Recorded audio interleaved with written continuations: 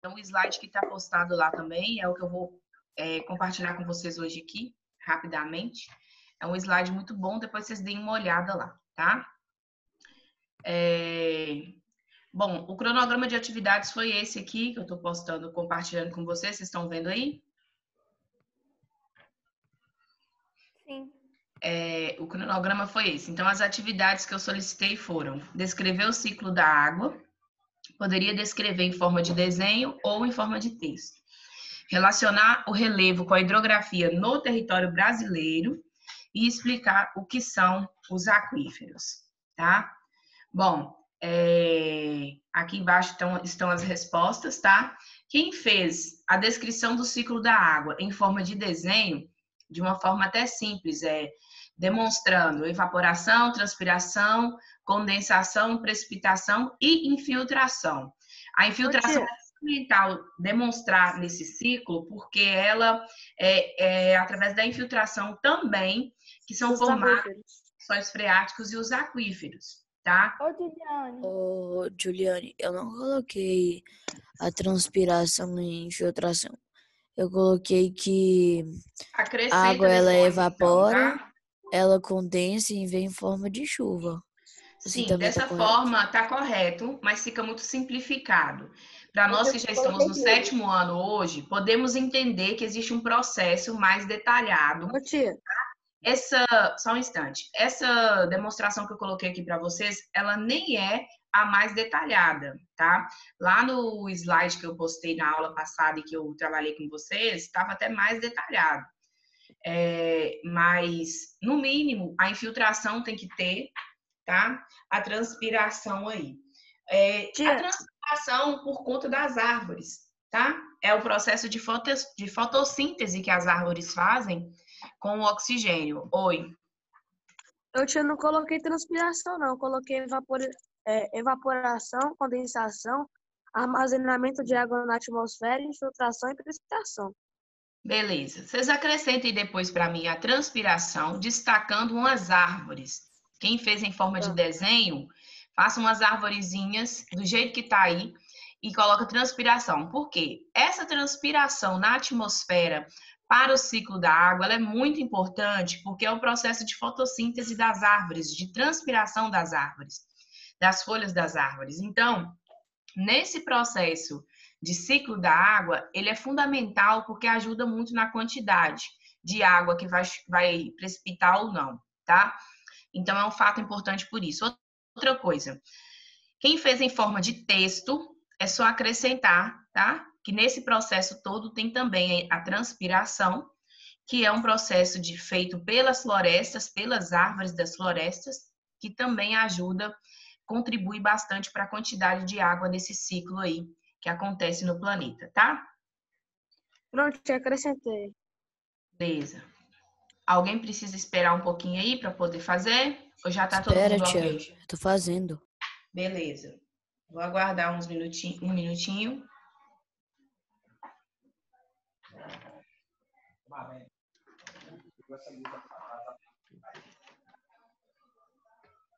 Ô, Juliana, você sabe a data da próxima prova de geografia? Não, ainda não. Assim que receber, eu compartilho com vocês.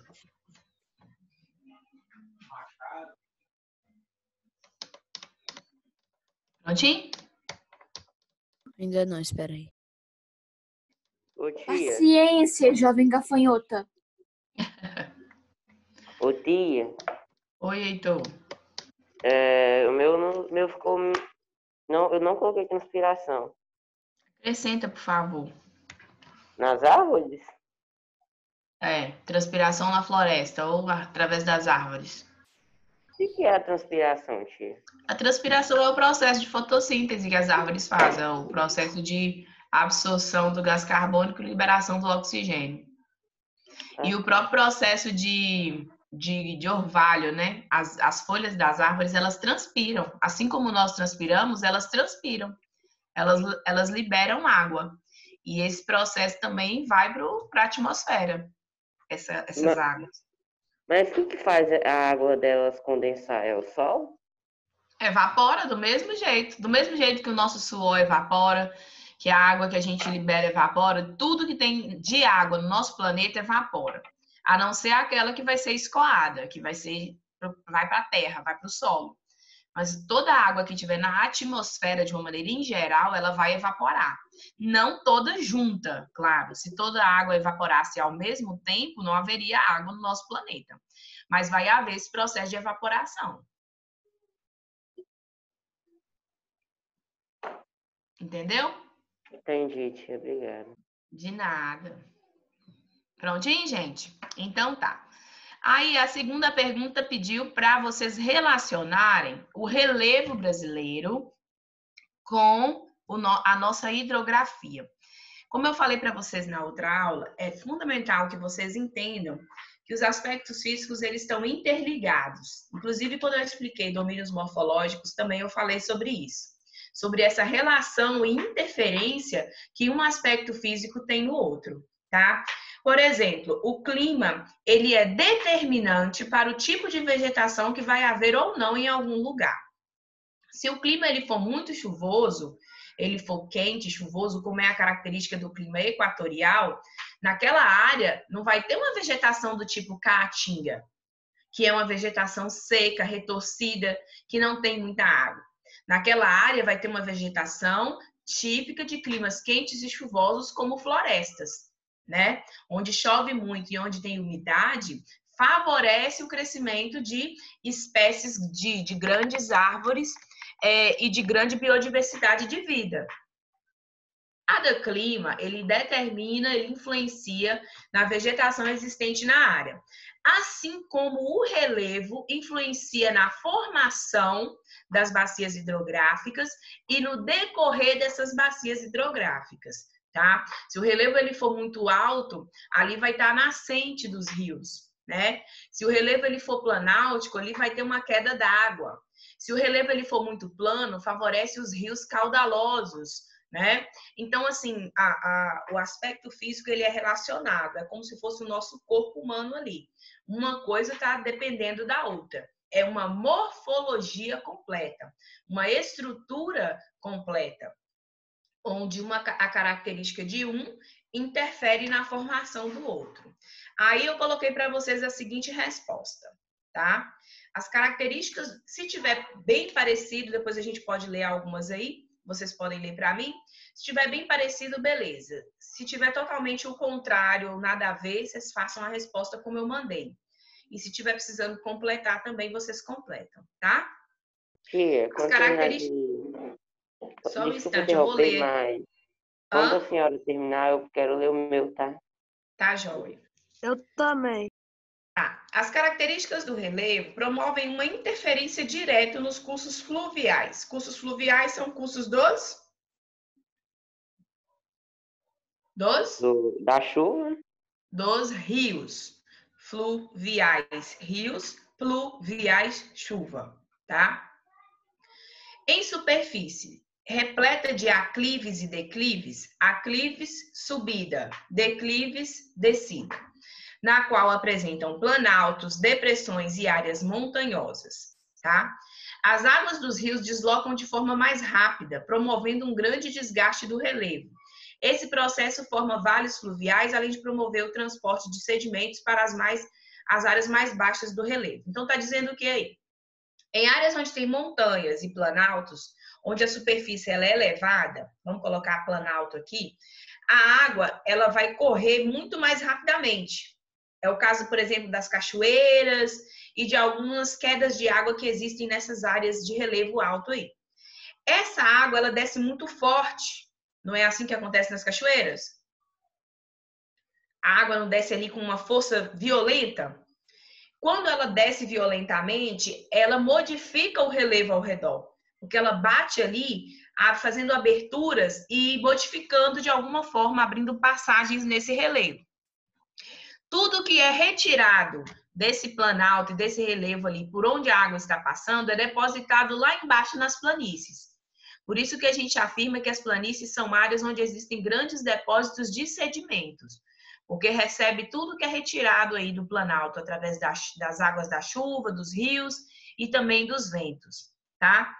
Então, de que maneira que interfere? Em áreas altas, surgem rios que vão ter um curso mais rápido, mais forte. Esse curso ele vai interferir na formação do relevo por onde essa água vai passar, tá? Aí na continuidade aí da resposta está dizendo o seguinte: nos lugares mais aplainados no caso são as planícies, tá? Os rios geralmente possuem trajetória em curva, que são aqueles rios caudalosos que têm curva, e a velocidade das águas é bem lenta, tá? Além de promover a sedimentação nas margens, formando planícies fluviais. Então, nas áreas de planalto, o curso da água ele é rápido, forte, como as cachoeiras. É só vocês lembrarem das cachoeiras. Nas áreas planas de planícies, o curso das águas ele é lento, ele é caudaloso, ele vai mais devagar, formando depósitos de sedimentos ali por onde passa. Deu para entender? Sim. Heitor, então lê a sua resposta aí, por favor. Olha, eu não sei se ficou bom, mas ficou parecido com isso, com o seu. Acho que foi o mesmo site. Eu coloquei: as características do relevo promovem uma interferência direta nos cursos fluviais. As águas dos rios deslocam de forma mais rápida, promovendo um grande desgaste no relevo. Esse processo forma vales fluviais, além de promover o transporte de sedimentos para as áreas mais baixas do relevo. Vocês entendem o que são os vales fluviais? Os vales fluviais são são várias áreas de bacias hidrográficas. Como a água ela vai descer muito rápido, ela vai também dar vazão a vários afluentes, tá? Ela vai sair, ela vai ter vazão em vários pontos, formando vales, ou seja, como se fosse uma grande comunidade de rios, que são, na verdade, as redes ou bacias hidrográficas, tá? Pode continuar, Heitor. Nos lugares mais aplanados, como as áreas de planícies, os rios geralmente possuem trajetória em curva e a velocidade das águas é bastante lenta, além de promover a sedimentação nas margens, formando as planícies fluviais. Tá bem parecido com o meu, deve ter sido o mesmo site. Matheus. Ô, tia, não sei se tá certo ou não, né? Mas eu vou falar aqui. Sim. Eu coloquei assim. Depois de Matheus, eu quero falar também, né? Tá, fala, Matheus. Eu coloquei assim: a hidrografia e o relevo estão intimamente ligados, de modo que podemos observar que, de certa maneira, o relevo molda determinadas características ligadas à hidrografia. Como, por exemplo, o relevo dita o quão íngreme é a queda de um rio. Tá certo? Tá certo. Tá certo, Ok. sim. Da sua maneira aí ficou correto, tá? Mais alguém falou que queria ler? Eu, tia. Pode falar. Em relevos mais altos, como no Planalto, é comum encontrarmos rios com uma queda d'água. Isso. Em depressões, podemos encontrar mais lagos e lagoas.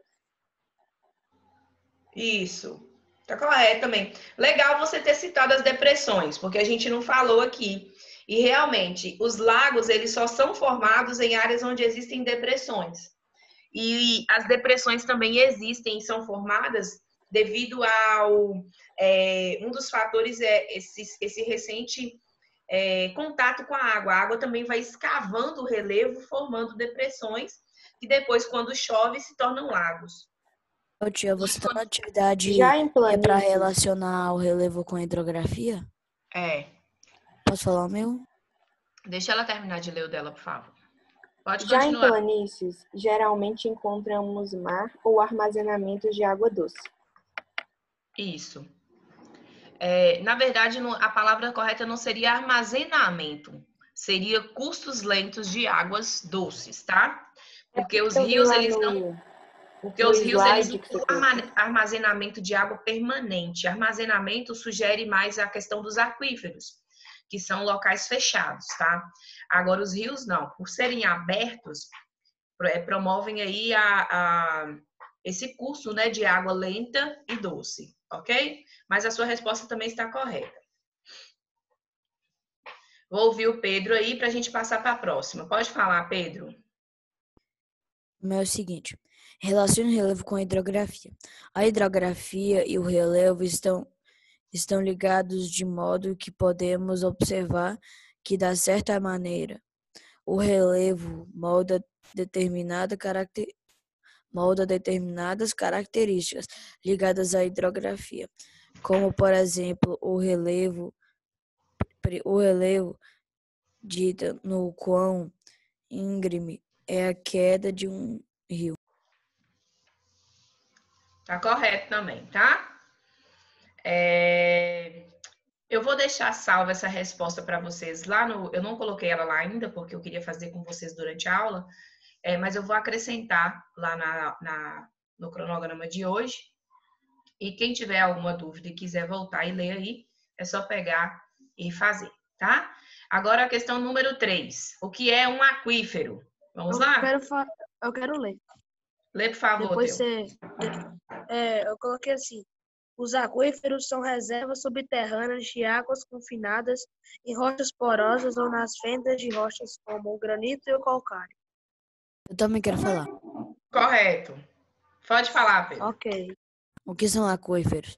Um aquífero é toda formação geológica subterrânea capaz de armazenar água.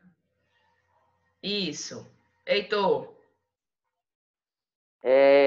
Os aquíferos são formações geológicas responsáveis por acumular as águas subterrâneas, permitindo que as águas superficiais infiltrem-se e depois movimentem por entre as rochas que devem apresentar uma estrutura porosa, ou seja, permeável. Isso aí. Mais alguém fez certo assim? Ou fez diferente? Então, aqui tem a resposta completinha. Todos que leram aí tá correto. Um aquífero é a formação geológica subterrânea. Então, sabemos que está por baixo da terra, tá? Capaz de armazenar água. Então, por que fala formação geológica subterrânea capaz de armazenar água? Não é toda parte do solo que é capaz de armazenar água, não. Algumas áreas geológicas possuem falhas por dentro do solo. Essas áreas, elas têm rochas ali que favorecem, tá, a filtragem da água e o acúmulo da água debaixo do solo. Tá? Então, não é qualquer parte do solo, não é qualquer área do nosso terreno que a gente for perfurar que nós vamos encontrar água. É por isso que tem áreas que são perfuradas que encontram águas e formam poços, e tem áreas que não. Tá? Isso vai depender muito da estrutura geológica ou da formação subterrânea. Tá? Isso tem que ficar claro para vocês. Não vai existir aquíferos e poços de água em qualquer território, em qualquer parte, estrutura de camada de solo em que nós estivermos, não. Isso depende da área e do tipo de estrutura que tem ali, tá bom? Ela possui permeabilidade suficiente para permitir que ela se movimente. Então, a água, por que ela consegue se movimentar por baixo do solo? Por dentro do solo? Porque o solo, ele é denso, né? É uma camada firme ali.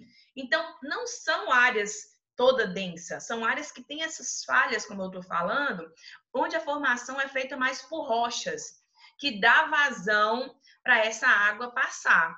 Tá? Não é uma camada densa de solo que existe ali, é uma camada mais de rochas, onde existe uma estrutura aberta que permite a passagem dessa água, e é muita água, né? Vocês viram o mapa lá do aquífero, que eu coloquei para vocês da Alter do Chão e do Guarani, que mostra que é uma quantidade de água, às vezes, maior do que de uma bacia hidrográfica. Então, é um grande vale de água, um grande rio que passa por baixo do solo, tá? E para isso acontecer, existem essas áreas aí na crosta, na camada de estrutura geológica da Terra, onde permite essa vazão. São verdadeiros reservatórios subterrâneos de água formados por rochas com características porosas e permeáveis que retêm a água da chuva, que se infiltra pelo solo e transmitem sobre a ação de um diferencial pressão hidrostática, para que aos poucos abasteça rios e poços artesianos. Então, esses aquíferos, eles são muito importantes, esses lençóis freáticos, porque eles ajudam a abastecer os rios e os poços, e além disso, essa água que ela passa por baixo da terra, por entre essas rochas, essa água, ela é pura. Na maior parte das vezes, ela é uma água de característica mineral, que ela não tem impureza. Por quê? Porque ela é filtrada por esses materiais que existem nessas rochas e pelo fato da grande pressão que existe dentro do subterrâneo, tá? Isso faz a qualidade da água ser muito boa aí na maior parte das vezes onde os lençóis são encontrados. Oi. Eu tenho uma dúvida. Fala comigo. A água dos aquíferos, ela pode ser renovada ou ela acaba? Não, ela é renovada, ela é abastecida, não é nem renovada, é abastecida. Por quê? Através do processo de infiltração. Ela é abastecida através do processo de filtração, do processo de água nival. O que é água nival? Os topos das geleiras que vão derretendo e também vão escoando pelo solo e alguma parte dessa água é absorvida. A água da chuva, a própria água dos rios, as próprias águas dos rios abastecem também os lençóis freáticos e os aquíferos, porque alguma parte dessa água é absorvida. Oi. Tipo assim, existe algum aquífero que está abaixo de um rio? Existe o quê? Um aquífero que está abaixo de um rio? Se vocês repararem, eu vou mostrar para vocês aqui, se vocês repararem, eu vou interromper o compartilhamento aqui para fazer outro, tá? Não vou compartilhar outra tela. Se vocês repararem, eles estão em áreas onde passam bacias hidrográficas. Não está logo abaixo, mas passa em um território que por cima, sim, passam bacias hidrográficas. E como eu estou falando, é todo um processo cíclico, tá? Os próprios rios, às vezes, perdem dessa água, ou infiltram essa água no solo que vão para o aquífero. Lá na frente, o aquífero também chega um momento em que esse aquífero também alimenta a nascente. A nascente que vai brotar e vai surgir um novo rio. Então, é um processo, né? A água, ela é muito difícil de acabar, ela é renovável por isso. Talvez seja junto com o ar e com a energia solar, os recursos naturais mais renováveis que existem, porque é um processo cíclico bem conjunto ali, onde uma coisa vai alimentando a outra, tá? O problema da água no nosso planeta, de um dia a gente ficar com escassez, na verdade é o problema da poluição dela, tá? E não a falta dela, mas a poluição. Ela pode se tornar tão poluída pelo ser humano a ponto da gente não ter condição de consumi-la. Mas, assim, falar que a água vai acabar é bem difícil, porque por causa desse processo de chuva aí, e de rios, e todo esse ciclo da água que existe. Ô, tia, eu tenho mais uma dúvida. É possível filtrar a água de um aquífero? Filtrar? Toda água é possível. Toda água ela é passível de ser filtrada, né? Mas a água do aquífero é doce ou salgada? Doce. Água doce. Tá? Eu tenho uma dúvida também em relação a isso. Pode falar. A água que vem dos oceanos, quando ela evapora, né, e vira chuva, ela passa de salgada a doce ou ela continua salgada? A água do oceano que evapora? Ela vai continuar salgada? Não, ela vai, no processo de evaporação, o sal fica. É tanto que para dessalinizar a água, é só evaporar ela. Só que é bem difícil. Porque é um processo longo, tem muito sal, né? Agora, nesse processo natural aí, ela já evapora dessalinizada. Não vai com então, a água da chuva é potável? Porque as partículas do sal, elas são muito pesadas também, entendeu? Como é que é? A água da chuva é potável, então? Se o território onde ela se a parte da atmosfera onde ela for evaporada não for poluído, ela vai ser potável. Agora, se for uma atmosfera poluída, ela não vai ser. É por isso que tem a chuva ácida, porque algumas áreas têm tanta poluição que a água que é evaporada, ela também se torna poluída e cai em forma de acidez, de chuva ácida, tá? Depende da atmosfera. Bom, aí aqui para vocês, característica das bacias hidrográficas. Como eu falei para vocês, vocês têm esse slide lá no Eclass que eu postei lá para vocês, tá? Ele é um slide bem completo aqui, ó, tá falando tudo certinho, né? Sobre os rios. Aí aqui, característica das bacias hidrográficas. Vamos lá. Bacia hidrográfica é uma área drenada por um rio principal, já expliquei para vocês, seus afluentes e seus subafluentes. Temos dois tipos de bacias, as independentes e as secundárias. As independentes são aquelas que têm uma estrutura grande que não depende da formação de outros rios. Ela tem já um rio principal. E as secundárias são pequenas bacias que são formadas por afluentes e subafluentes. Então, são bacias menores que elas, de alguma forma, elas descendem das independentes, tá? Por isso que fala secundária. Aí aqui tem um mapinha dessas bacias mostrando as principais, que são as independentes, a Amazônica, Tocantins, Araguaia, São Francisco, do Paraguai e do Paraná, e Uruguai. E essas são as bacias mais importantes ou as maiores, né? Aquelas que têm um grande potencial de água e onde o rio principal é gigantesco, tá? Aqui está falando sobre os divisores. O que são os divisores? São as áreas onde começam outras bacias que o planalto ele interfere aí nessa divisão e formação. Os principais divisores aí, Planalto da Guiana, lá no norte, na região aí da Amazônia, Venezuela e das Guianas. O Planalto brasileiro, que vai pegar a parte central aí na região centro-oeste, e as Cordilheiras dos Andes. Isso aqui não é fundamental para vocês memorizarem ou terem isso agora em mente, porque é mais aprofundado, né? É só para vocês verem mesmo a nível de conhecimento.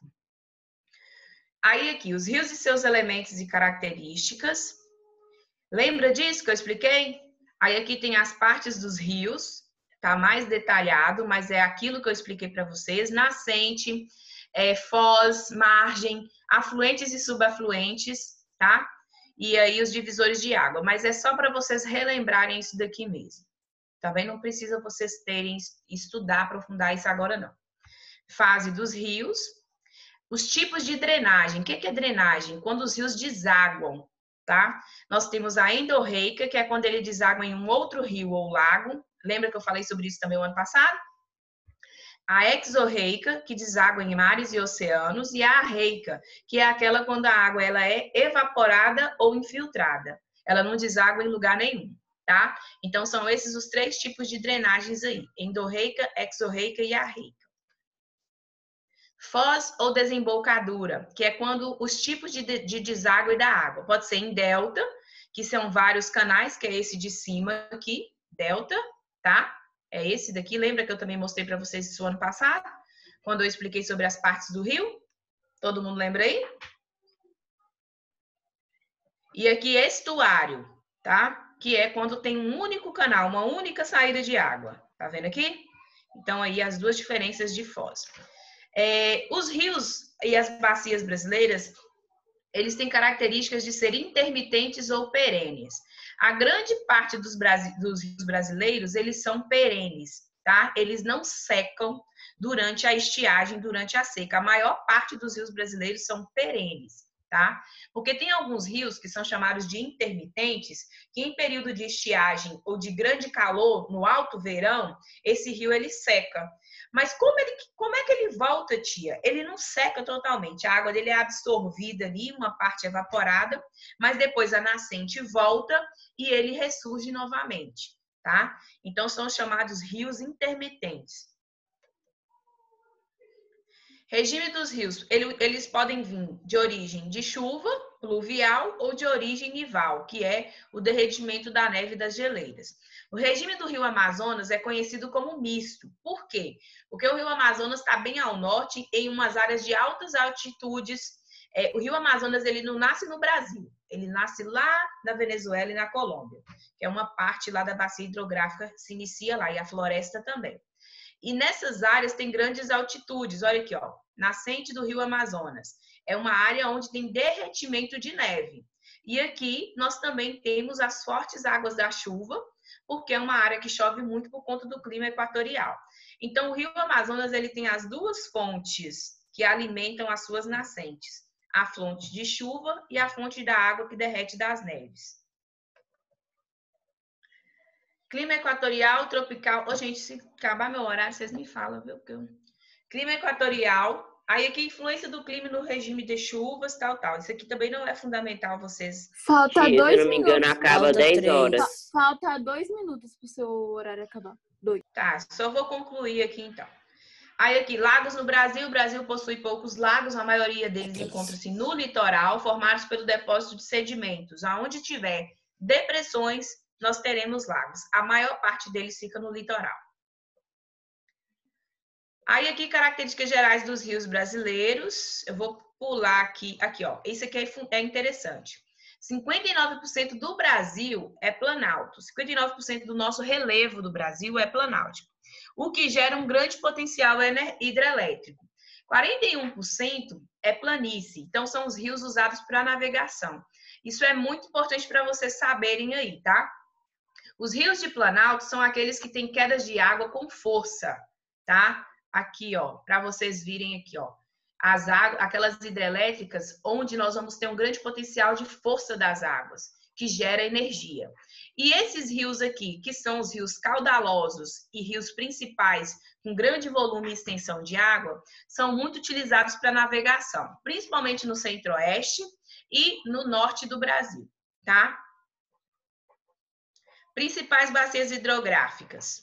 Amazônica, aí aqui tem a foto, o mapa dela e as características dela. Tia, falta 2 minutos. Tô encerrando, gente. Aí aqui, a hidrelétrica que tem no Rio Amazonas.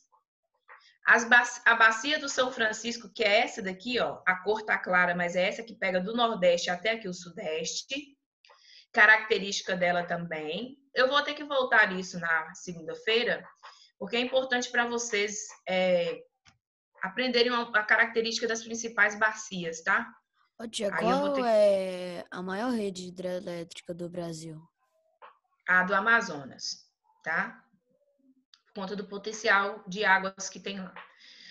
Aí aqui fala sobre a transposição do São Francisco, bacia Tocantins-Araguaia, característica dela também, bacia do Paraná, bacia do Prata, hidrovia Tietê-Paraná. E aqui, por último, lá tem uma paródiazinha de funk, mas aquilo não é relevante não, tá? É porque tá no slide. Então, na segunda-feira, como a nossa aula está encerrando, na segunda-feira eu vou voltar só nas bacias, tá? Principais, falar um pouquinho das características dela. Mas já tem atividades para vocês que é do livro e que dá para vocês fazerem, que aí a gente fecha esse conteúdo, que vai ser o conteúdo da verificação aí, tá bom? Clima, vegetação, domínios morfológicos, hidrografia. Hã? Vai ter dever de casa? Tem, tá lá no E-Class. Ok? O dever de casa tá no E-Class. Tá no cronograma do E-Class. Oi? No recreio com a gente? Agora é recreio. Ô, gente, não posso. Porque eu já tenho que deixar organizado para a próxima aula. Olha só, aproveitem o momento para dar uma levantada. Ah, eu amo esse cachorrinho, Pedro. Eu ganhei um. Esperando ele crescer. Eu vou. O tio, nome dele é bem, tá? Oi aí, ó. Oi, fofura. Luca, dá pra esticar, fazer um alongamento, uns 10 polichinelos aí, tá? Ô, tia, a fêmea pariu 8. Pois é. Você, Matheus? Eu olho o Insta. Oi. Arthur, olha o Insta. Olha o Insta. Ô, Arthur, eu vou entrar aqui. Beleza? Sozinho com os cachorros. É certo. Vai, ó. Ele é muito lindo, Pedro. Vou pegar pra...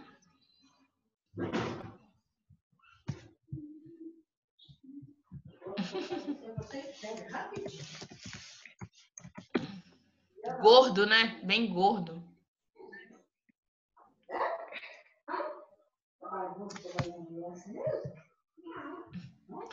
Gente, ó. Beijos. Divirtam-se no intervalo.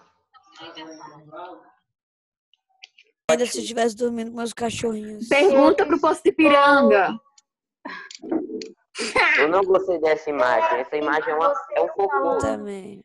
Pergunta pro Isadora, Poço de Piranga. Isadora vai patrocinar o Poço de Piranga. Matheus, Oi. você recebeu o meu recadinho ontem? Recebi. Então tá bom, já corrigi, tá? Tá. Tá tudo ok. Uhum. Ô tia, eu tenho uma dúvida. Pois não. Então, aquela que tá a prova. Aquela lá do dá e do tá. Ô, gente, eu não tô... Fechem os áudios aí, deixa só o Heitor falar que tá dando um eco danado, não tô entendendo.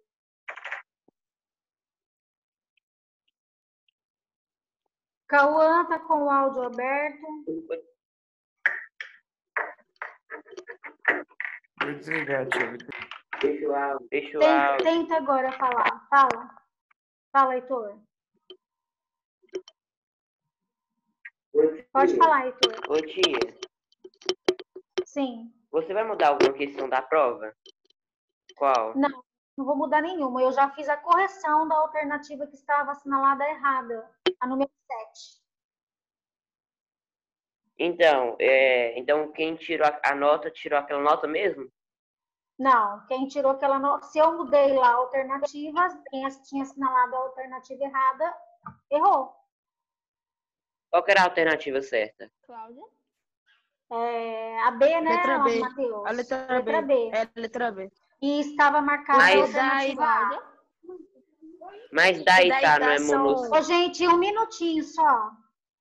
Só o Matheus falando, desculpa, o Heitor falando. Ok. Vamos lá. Fala, Heitor. Então, o Daio tava errado? Sim, elas são monossílabas, não oxítonas. É que eu tinha marcado a letra A e constou que eu tirei 10. Então, Aí mudou? Porque lá estava... Sim, mudou. Você tirou 9 agora. Porque lá estava a alternativa errada. A alternativa correta da número 7, alternativa B. O tá e o dá, né? Ou lá. Aí não me lembro, eram duas palavras monossílabas. E lá estava afirmando que elas eram oxítonas. E não são oxítonas, né? Tá na cara, né? Que elas eram monossílabas? Sim.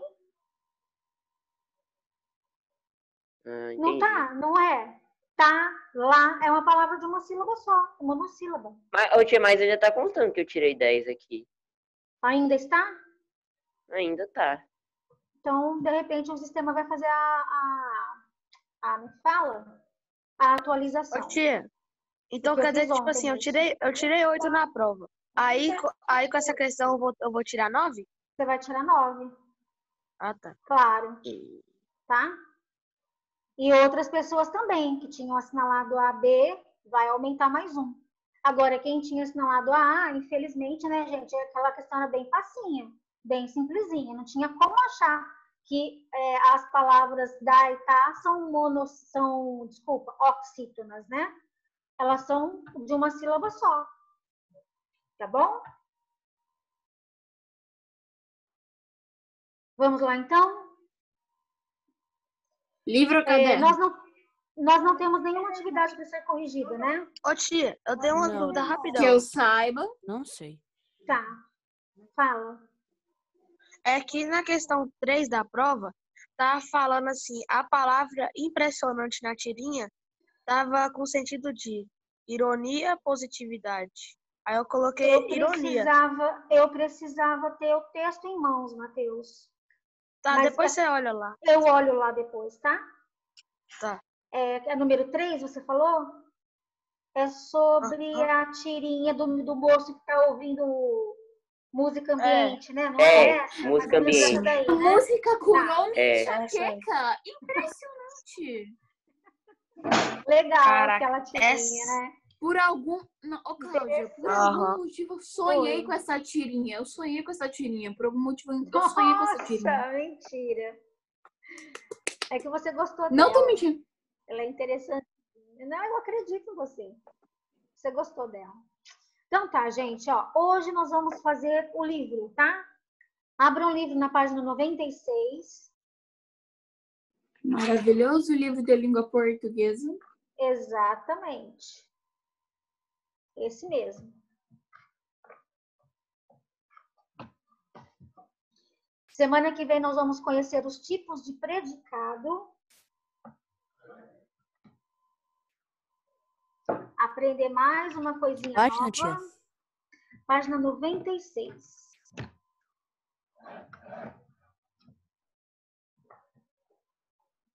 Posso ler a tirinha? Pode.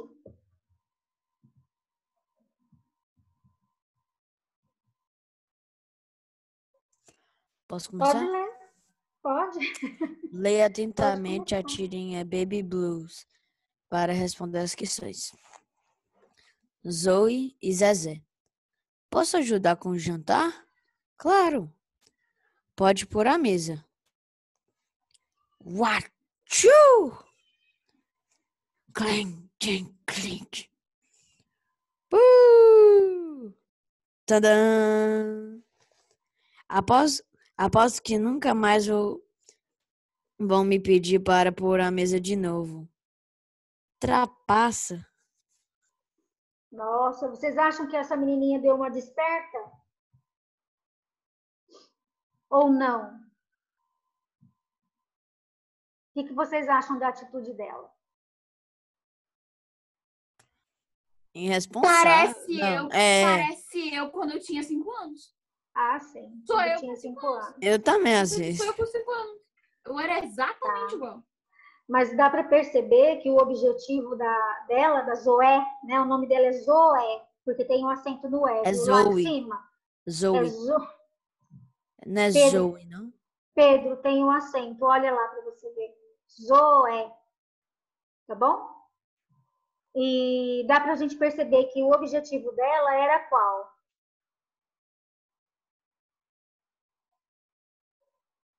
Sujar os pratos, copos e talheres?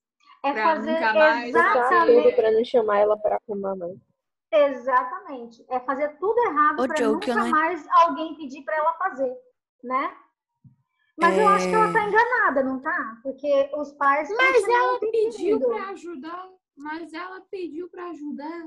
É, mas e por que o menino falou trapaça? Com o objetivo... Só um minutinho. Com o objetivo de... Ela pediu para ajudar, mas com o objetivo dos pais não pedirem para ela fazer mais, entendeu? Fez agora, pronto, acabou. Tô livre, não vou fazer mais. Educada. Pra ela parecer educada. Mano, essa menina seria muito minha amiga. Ela seria muito minha amiga. Parecer educada, mas não foi, né? Porque o objetivo dela era outro, muito pelo contrário. O objetivo dela era que os pais não pedissem mais ajuda dela. Ou caso fossem pedir mais pra frente, não pedisse, né? Então, vamos lá. Letra A. Jay, por que o menino falou trapaça? Tá? Vamos fazer juntas essas atividades. Porque esse daí é o irmão dela. Se ela faz errado, ele tem que fazer certo. Ou aí os pais vão pedir para ele fazer.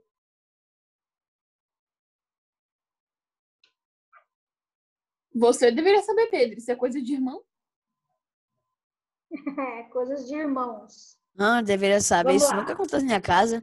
Minha mãe tem 4 filhos. E ela não pede para vocês fazerem alguma coisa de vez em quando?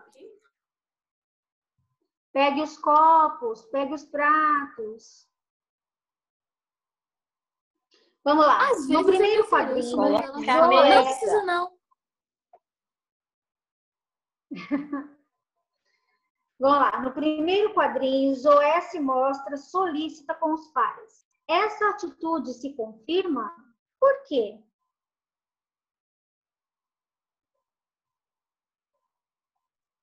Sim, porque ela queria ajudar os pais com o propósito de ela não ter... É isso. Não precisa falar qual é o propósito, tá? A pergunta é, ela se mostrou solícita para com os pais? Sim. Por quê? Porque ela pediu, olha lá, ó. Posso ajudar com o jantar? Raro um filho fazer isso, né? Oh! Nossa, maldade. Não é tão rara assim, não. Não exagero. É, sim. Ô, tia, fala de novo a resposta que aí depois Isadora internet falhou. fala que não é nada raro, né? Vamos repetir a resposta aí. No primeiro quadrinho, o Zoé se mostra solícita com os pais. Essa atitude se confirma? Sim. Sim. Por quê? Porque ela pediu para ajudar no jantar. Isso. Pronto. Porque ela pediu para ajudar no jantar. Letra B. Observe o olhar e a expressão facial e corporal dos pais no primeiro, quarto e sexto quadrinhos. Interprete vários sentidos que isso nos revela. Vamos observar então, ó, primeiro, terceiro e o sexto. Olha as caras, né? As expressões faciais. Primeiro, quarto e sexto. Que a Zoé está fazendo. Sim, primeiro, quarto e sexto. Ô, tia, você falou terceiro, mas é quarto. Tá bom, Pedro, já corrigi, já, querido, já me corrigi. Se ficar interrompendo toda hora, a gente não vai pra frente. Vamos lá. É porque só posso estar demorando para sair aqui no meu áudio. Ah, é? E aí? Uhum. Fica... Te passam 5 segundos, depois que você fala. Ô, tia. Oi. Ô, tia, você pode repetir? Pode falar. Você pode repetir? Você pode repetir? A gente não deu a resposta ainda, ninguém falou. Ninguém falou ainda a letra B. Estou esperando alguém responder também, tá? Alguém gostaria de falar? O que mostra as expressões faciais e corporais dos pais? Pode falar. Surpresos.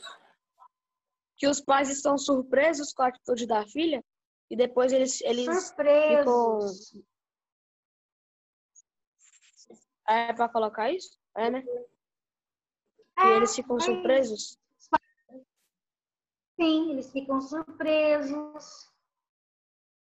Indignados, né? Tipo, ai meu Deus, olha o que ela tá fazendo.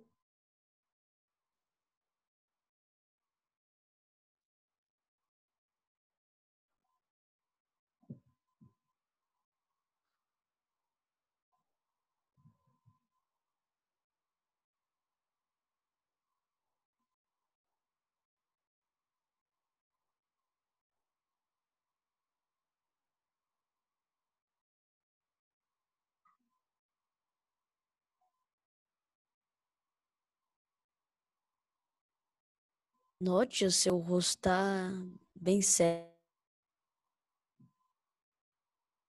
Tô esperando. Tô séria. Terminei. Tia Cláudia tá tipo assim. Você tá mais ou menos assim. Tá um silêncio assustador, viu?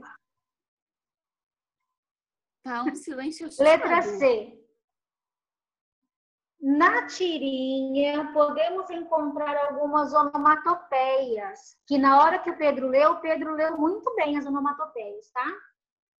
Identifique-as, explicando o significado de cada uma segundo o contexto. Quem pode citar quais são as onomatopeias primeiro? Wachu! Clang, clang. Wachu! Tadã!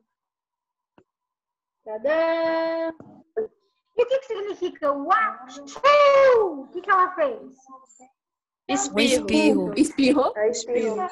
Espirrou. Isso, ela espirrou. Ô, tia, precisa colocar, tipo assim, wachu, 2 pontos, aí espirro. É isso que é pra fazer? Espirrou, ou espirro. Sim, é isso. É pra colocar só no Wachu ou em todos? Em todos, ó, tá pedindo para colocar em todos, ó. Explicando o significado de cada uma segundo o contexto.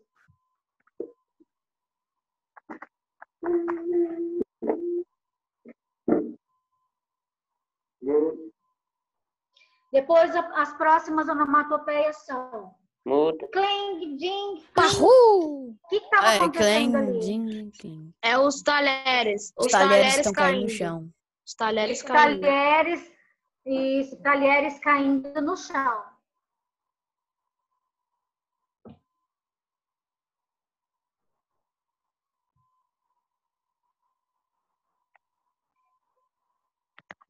Depois vem.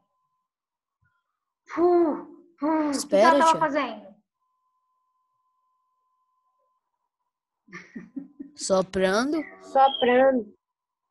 Porque então eu vou comunicar no chão, você sopra, né? E assoprando, Pedro.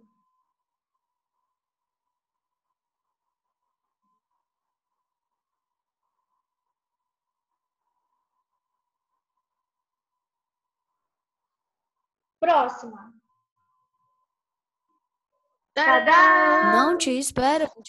Parru. Ah, surpresa. Tá tudo bugado, tia. Tadã, surpresa, né? Tadã, surpresa. Ô, tia, você tá muito bugada pra mim. Que surpresa ótima. Que surpresa ótima, tia. Ô, tia, o que significa parru? Parru. Que bagunça ótima. É o sopro? Né? Assopro, Pedro. Assopro. Entendeu? Entendi. Beleza.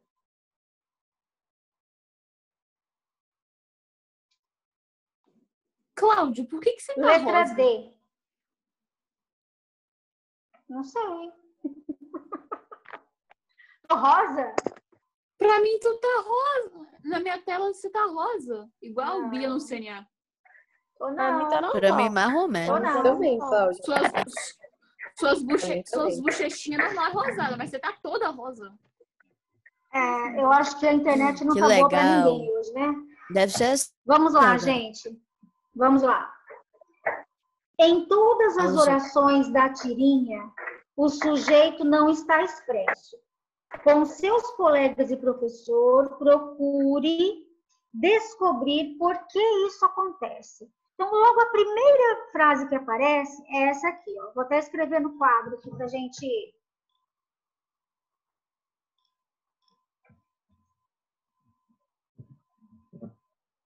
Pô, tia, se relaxar quando a gente conversa. Agora, quando você digita aí, já fica assim, engraçado. Posso ajudar com o jantar? Essa é a primeira que aparece, não é? Dá pra gente saber qual é o sujeito?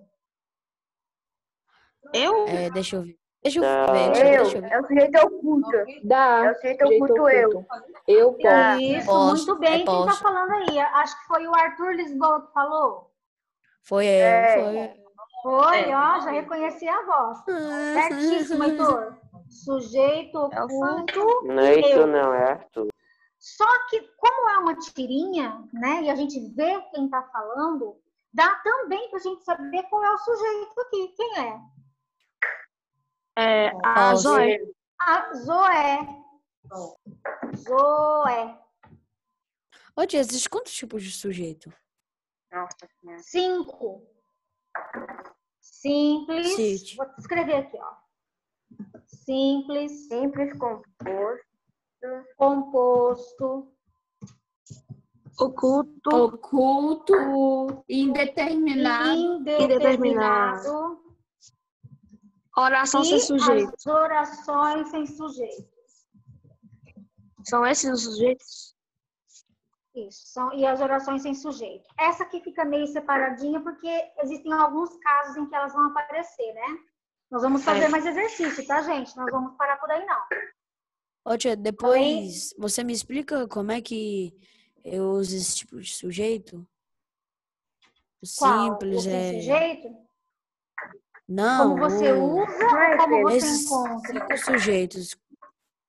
Como é que eu... A gente vai fazer mais exercícios. A gente vai fazer mais exercícios sobre isso, tá? Por enquanto, a gente só identificou, né? Falou qual era o sujeito e qual era o predicado. Agora, o nosso foco vai ser a classificação, tá? Então, voltando aí, né, a pergunta. Em todas as orações da tirinha, o sujeito não está expresso. Com seus colegas e professor, procure descobrir por que isso acontece. Eu dei o exemplo da primeira.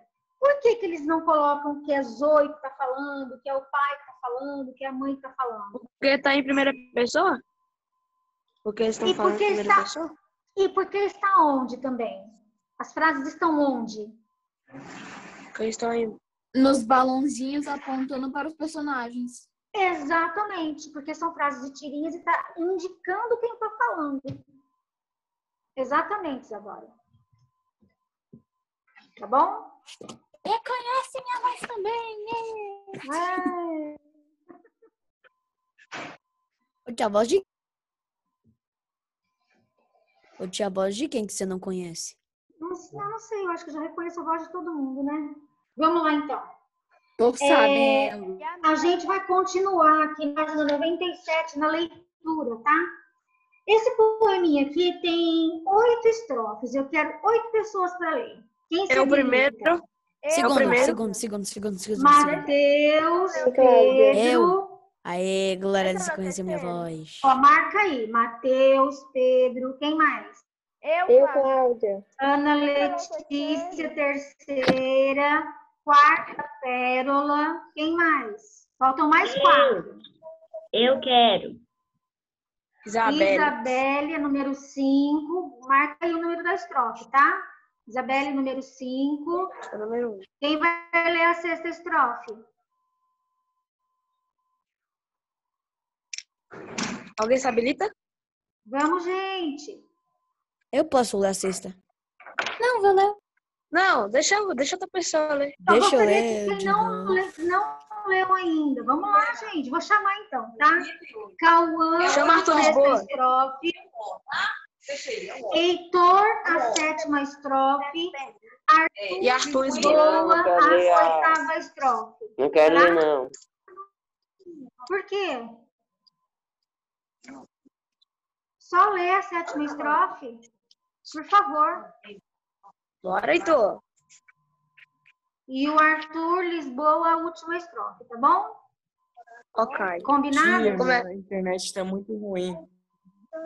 Vou começar a ler aqui. Sua internet tá ruim? Ixi, deu ruim.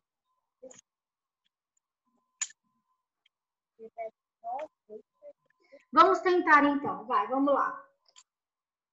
Leia atentamente o poema Meiguice, de Adelina Lopes Vieira, e responda as questões. Minha parente. Vai lá, Matheus.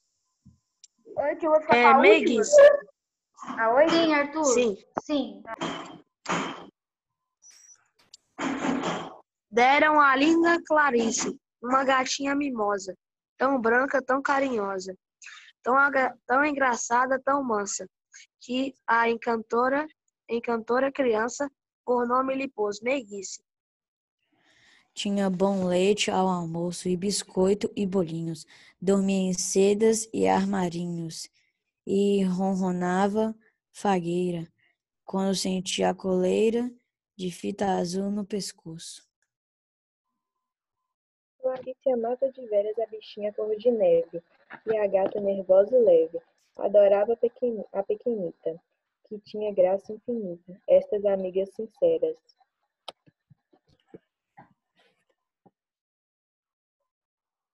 Vai. Quem é o próximo? Isabelle. Pérola. É a Pérola. Tá. Veio Raul, o mais louco e traquinas dos rapazes. Louro. Nossa. Pedro, deixa que eu falo. O mais louro e traquinas dos rapazes. Forte e audaz entre os audazes. Fanfarrão e desordeiro. Correu a casa ligeiro, indo encontrar o tesouro. A doce e branca Meiguice, deitada comodamente na cama fofinha e quente da prima, e gritou: Que vejo um bicho tão malfazejo sobre o leito de Clarice.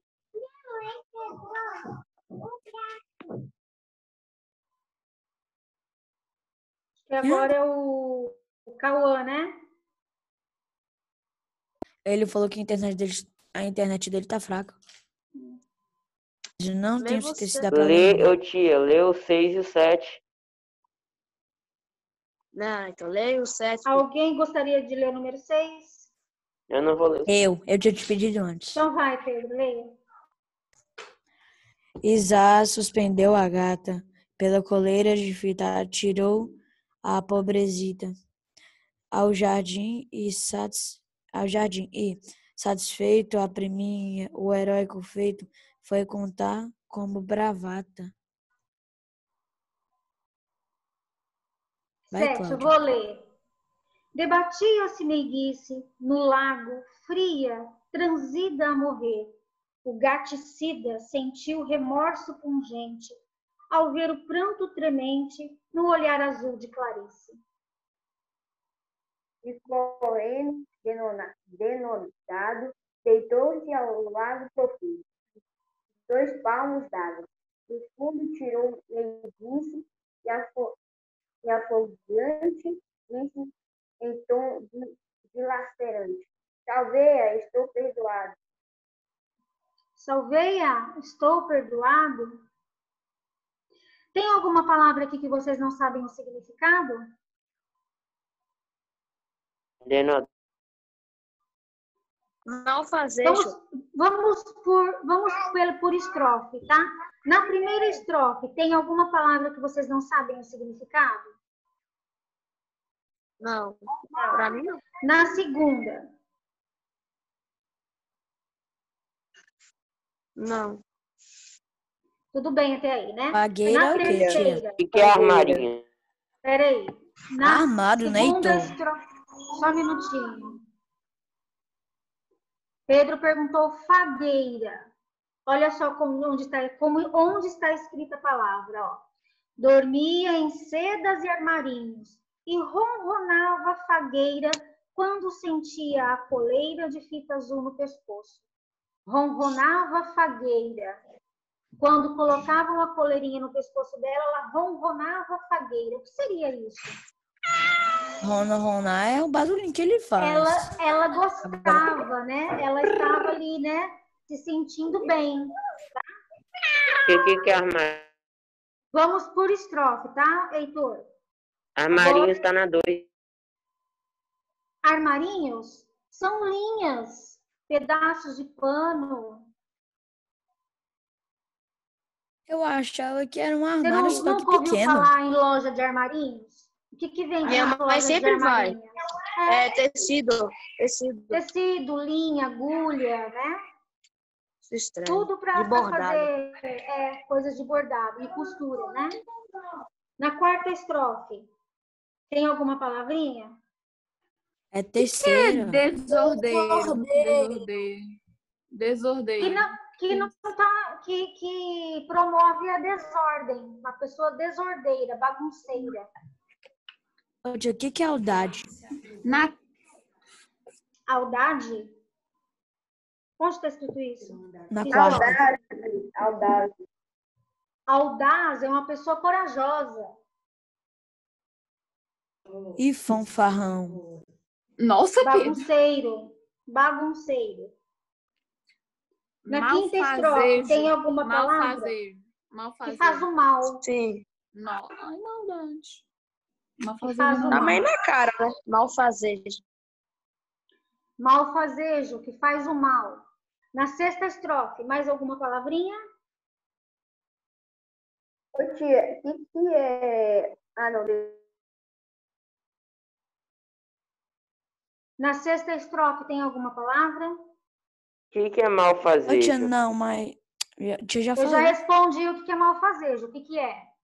Quem pode falar? A pessoa que faz o mal. Aquilo faz o mal. Isso, faz o mal. Aquilo. Eu falei pessoa. Na sexta estrofe não tem nenhuma palavra, então? Não. Ô, tia, eu Sétima tenho uma estrofe. dúvida, é porque Remorso. a dona que joga o gato no lago? Não, é o Laguinho? primo dela. Depois Por você que lê de fez novo o isso? texto. Leia o texto de novo, tá? Depois. Porque ele é uma Pra pessoa você entender. malfazeja, caramba. Leia o Na negócio. sétima estrofe. Remorso. Remorso, tristeza. Pode ser rancor também, né? O gaticida sentiu remorso pungente, aquele remorso forte, O que é né? gaticida? O que é pungente? Peraí, acabei de falar. Gaticida, que mata o gato. Tá? Pungente é um remorso forte. Um arrependimento. Remorso pode ser também arrependimento. Sentiu muito arrependimento. E a última estrofe, alguma palavrinha? O que é denodado? Tá. E vamos ler o trechinho. E correndo, denodado, deitou-se ao lago profundo 2 palmos d'água. Do fundo tirou meiguice e ofegante disse em tom dilacerante: Salveia, estou perdoado? Só um minutinho que eu vou responder o que é denodado. E correndo, denodado, quer dizer, querendo... Assustado, né? Querendo fazer aquilo que ele estava fazendo rápido, tá? Ô, tia, e o que é dilacerante? Não chega a ser espantado. Onde que tá, Pedro? Porque tem vários sentidos. Dilacerante pode ser cortar, cortante, tá? Pode ser cortante de cortar mesmo, aí tem vários sentidos. Vamos lá. E ofegante disse em tom dilacerante, quer dizer, ele falou em tom forte. Salveia, estou perdoado? Quer dizer, ele não gostou tanto assim de ter salvado. Peraí. Ele não gostou tanto assim de ter salvado a gatinha, né? Salvou para ser perdoado. Já falei denodado. Ele saiu correndo com o objetivo de fazer o que ele estava querendo fazer. Tá? Porém, não queria muito, porque eu acho que ele não gostava muito de gato, né? Mas... Poxa, gato é um bicho tão maravilhoso. Isso não implica que, né, ele podia fazer isso, né? Porém, sabemos que tem pessoas que não cuidam bem dos animais, né? Infelizmente, isso acontece. Então, vamos lá. Faltam 5 minutinhos para a aula acabar, mas dá para a gente responder uma questão. Não dá, porque a gente teria que ler de novo para vocês entenderem a atividade. Porque a primeira questão, vira a página para vocês virem, ó, página 98. É para colocar os fatos na ordem em que eles acontecem de acordo com o texto. Para isso, a gente tem que ler o texto de novo e entender o que aconteceu. Passa isso para casa. Tá? Vou passar para casa, então, a página 98. Não passa, não. Não. Pedro, velho! Foi mal, né? Gente, eu já ia fazer isso, Mas pra que Tia, tem muito dever, tia. 98 para casa. Problema, todo mundo fala, se eu posso reclamar pra caramba. Sim. Não pode Cala essa boca, alguém desliga a mente desse garoto, por favor. Nossa, velho. Desligar o seu, você é o único que reclama aqui, Ronald, gente, que é isso? Por causa de uma atividade de dever de casa, sobre o texto que a gente já leu, coisa simples. Não precisa disso.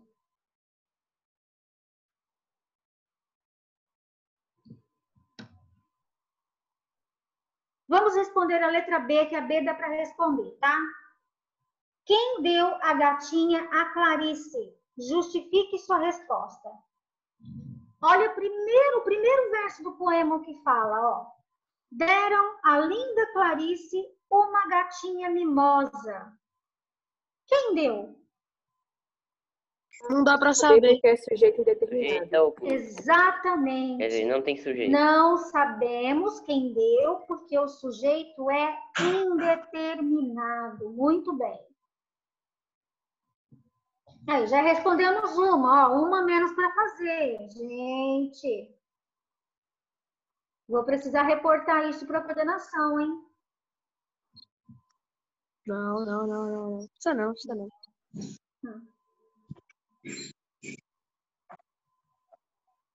Já escreveram? Beleza? Peraí, Cláudia, fala de novo. Ô, Lucas, você não está fazendo o dever. Por quê, Lucas?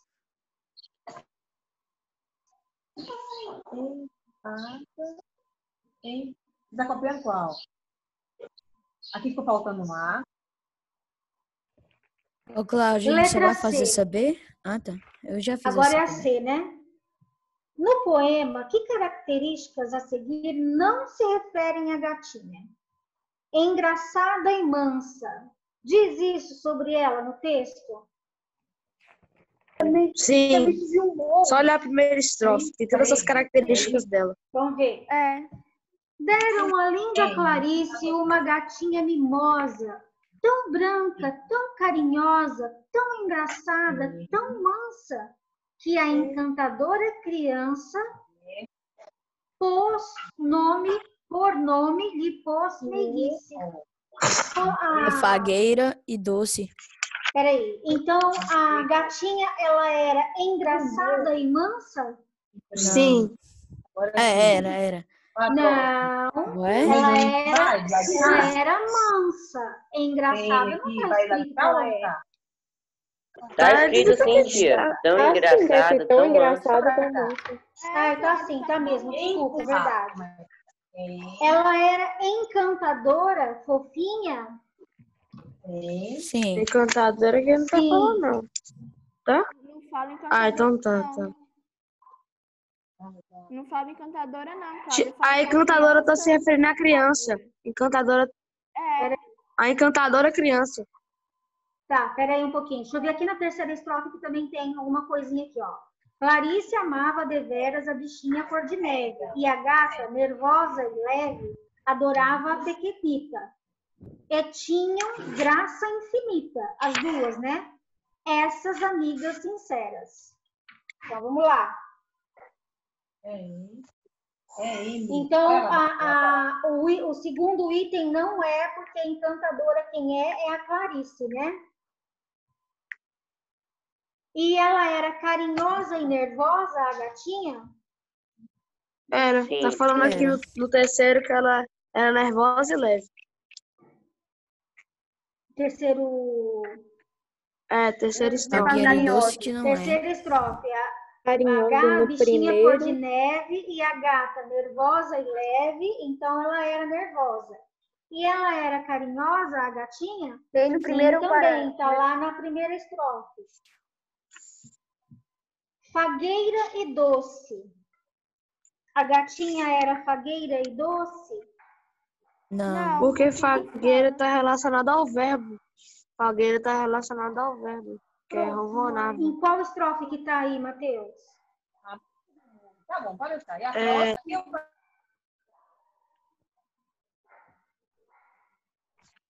Tá no segundo. Na segunda estrofe. Tinha bom leite ao almoço, biscoitos e bolinhos. Dormia em sedas e armarinhos. E ronronava fagueira. Sim, quando sentia a coleira de fita azul no pescoço. Ela era fagueira, sim. Mas ela então não era doce, não. Ela era nervosa, né? Ela não era doce. Não era uma gatinha, assim, boa de lidar. Na quinta estrofe tá falando a doce, branca, meiguice. A doce, meiga. Então tá bom. Mas então também. A segunda, que é encantadora e fofinha. Tá. Então as características da gatinha são engraçada, mansa, carinhosa, nervosa, fagueira e doce. Tá? Segunda-feira a gente termina de corrigir a página 98. Tá certo? Então vai pra casa, né? Vai.